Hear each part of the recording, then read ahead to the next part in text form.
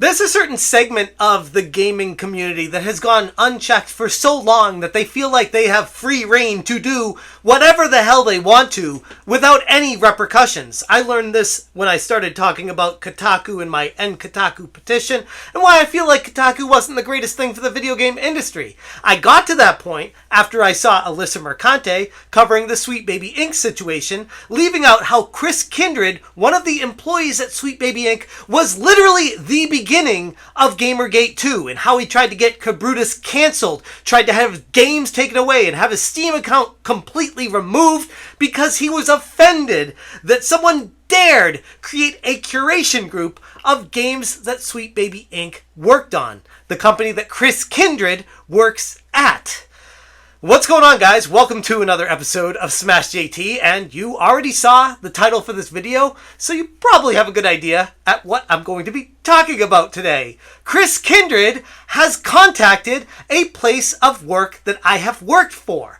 This person had the audacity to reach out, make a phone call, and try to say not just abhorrent things about me, but straight up lies, which are provably false very easily. He made up lies, he spewed a whole lot of vitriol against me, said the worst things possible he could in an attempt to get me fired from my job. Tell me again how Nick Calandra, who said go after their funding source because that's where you get them to stop, that's how you silence them. Tell me again how this is effective when I do the exact opposite. I bring it to the forefront, I shine a light on it, and I'm not afraid of you. You're not going to get me to stop talking. Hit that subscribe, give me a like, and check out SmashJT.com for the full article breaking down how Chris Kindred himself, has reached out to a place of work of mine, a place that I have worked at, a place that he found out about thanks to Airbagged sharing this tweet that was posted from a company that I had worked at 3 years ago. And you don't think that I'm in contact with people at this company? You don't think I hear about what's going on? You're not going to get anything by me. Stop trying. Chris Kindred felt empowered and enabled because he's lived so long without anyone trying to tell him otherwise that what he's doing might not be the best idea. And in this case, it may have just been the dumbest thing he could possibly have done. This is the same dude that kicked off Gamergate 2 when he tried to get Kabrutus cancelled for simply creating a curation group about Sweet Baby Inc. and the games that they worked on. And I get it. From his perspective, he probably took personal offense because that's the company he works at and he probably has a lot of pride in the games that he's working on.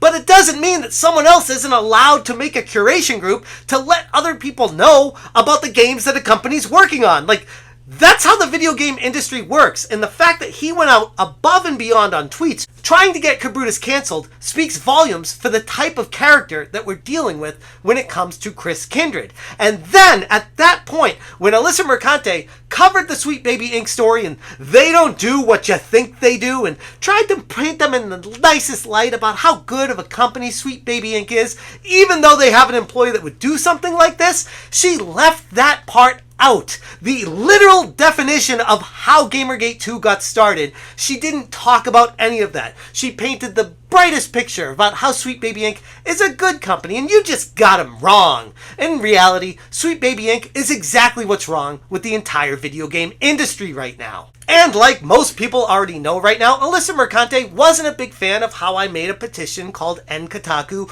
demanding Kotaku do better journalism. And if they can't do that, then demanding they get shut down because they are a bad thing for the video game industry. Spewing lies and fake stories, half-truths, not giving the full picture to the end reader. It takes the video game industry in a very bad direction, and I'm doing everything in my power to turn that ship around and get it back on course to a good place. And I feel like we're getting there.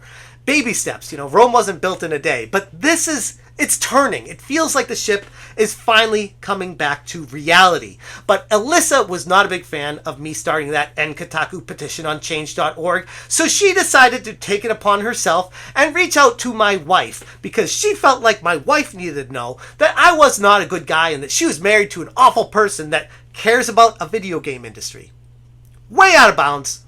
whatever. I reached out to Kotaku, was hoping that they would reprimand her, but no. All I got was Carolyn Petit, her superior, doubling down and saying, no, I'd do the same thing if someone talked about me in a YouTube video. Like, okay, so you are filled with enablers at Kotaku, surrounding yourself with like-minded people, not diversity of thought, diversity of what people look like, which doesn't do a damn thing when you all have nose rings, but whatever. Look however you want to look. It's okay. But if nobody is giving you repercussions, if no one's holding you back, if no one's stopping you from doing outrageously deplorable actions, then somebody needs to hold you accountable to do that, which is why I decided to create Kotaku Detected, a source, a resource on my website to let people know that there are some really deplorable actions from these people that have not been held accountable whatsoever. They feel like they have free reign to do whatever the hell they want, from contacting someone's significant other, to having pictures of their family shared everywhere on social media,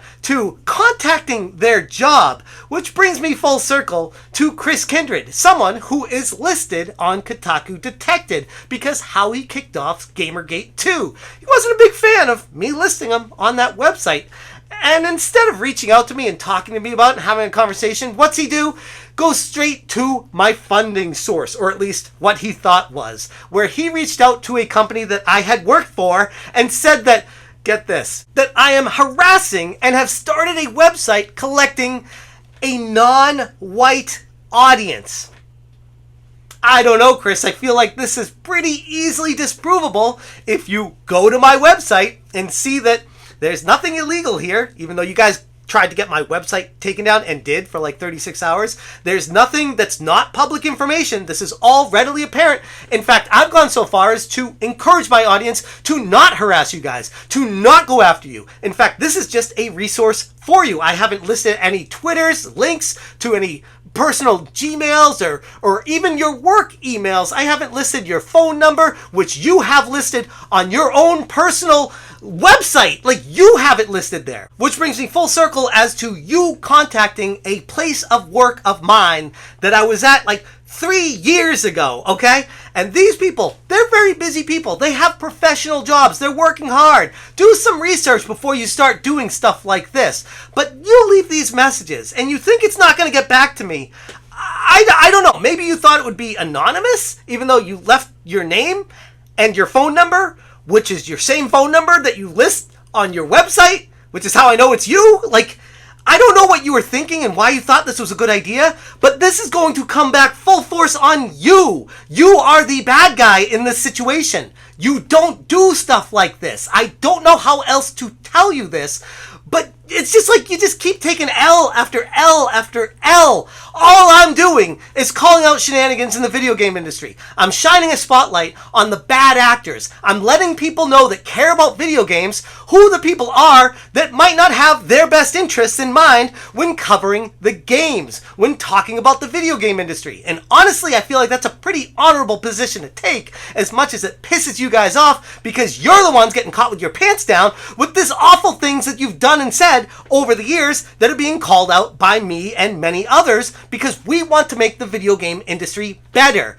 And you are taking it to real life. You are trying to get people fired. You are proactively calling people, asking for them to call back, verifying employment status, verifying why they did things, asking about the website, talking about harassment and potential racism and how it's made for a non-white audience. Like, I get it. You are a person of color. I don't have any issues with people of color, dude. Like, but when you work at a company like Sweet Baby Inc. that focuses on marginalized voices and injecting DEI into the games, I feel like people in your situation get indoctrinated in the situation that everything comes down to race and you have to play the race card every chance you get because it's the only card in your deck. And I'm telling you, man, it's not about race. It's not about gender. It's about shitty things that you do. And it's about exposing that to the entire video game industry. And honestly, Kotaku Detected proves that because it is a smorgasbord of white, black, Asian, I mean, literally boy, girl, not even knowing what gender you are. Like, Everyone is covered in this. It has nothing to do with any of that. So as much as you want to project your issues onto me, it's not going to work because the facts speak for themselves. So I guess congratulations on getting another video made about you, but honestly, it just goes back to the source of stop it. You're losing. And by doing stuff like this, you're digging a hole deeper and deeper with L's. It's embarrassing. It's pathetic. It's right on brand with everyone over at Kotaku, Sweet Baby Inc., all these DEI injected places that shouldn't even be existing because there is no point to this in the video game industry. And you guys are now proactively going in real life and trying to get people fired because you're trying to justify your position that does not need to exist in the video game industry. In fact, speaking of, I would love to know what co-founder Kim Belair thinks about one of her employees doing something like this. Does Kim support this kind of action being taken against someone who is literally just a nobody on YouTube talking about a situation, giving their opinion on it, and why I feel like it needs to change because the people that are in charge right now are not bringing it in a good direction. And the fact that you feel empowered and enabled and there's no one stopping this speaks volumes for especially Sweet Baby Inc., but also a company like Kotaku that has allowed Alyssa Mercante to run her mouth and do a lot of things too. It's like